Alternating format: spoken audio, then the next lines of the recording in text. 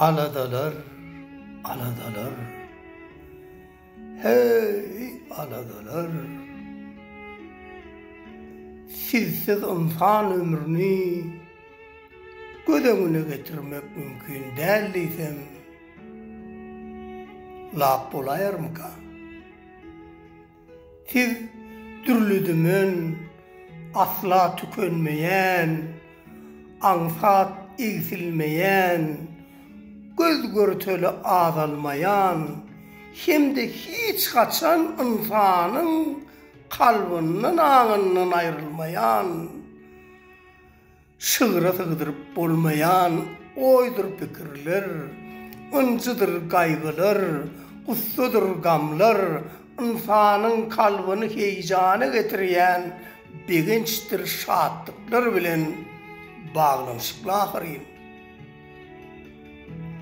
Siz insanları taplaýaňyz, olara durmuş sapaklaryny berýäňiz.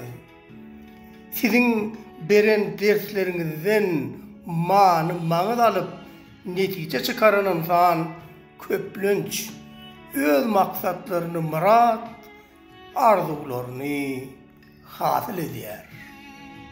Goý, siz mydam insanlara yardımçy, gollawçy bolun, olary diňe üstünlükler ataryn.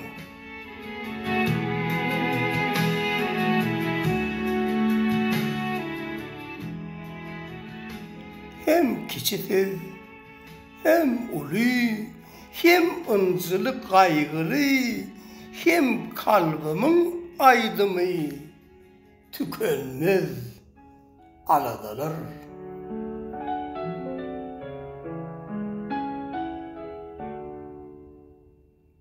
Nerelerden gelýäňiz, nädip aňy siňýäňiz, mektepdek ders berýäňiz,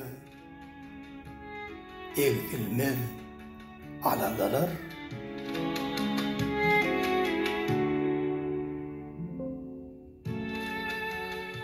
Siz günler geçermi?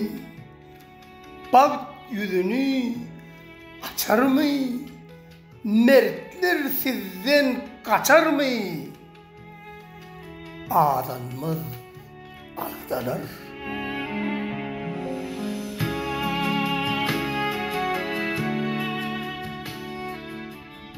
Koy insanlar taplansın, üncülerden saplansın, yeňip sizi şatlansın, ayrılmaz aladalar.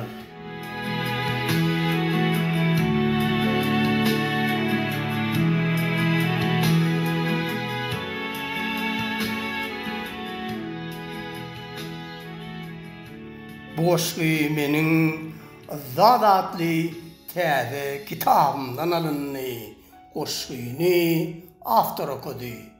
Köp sag bolun.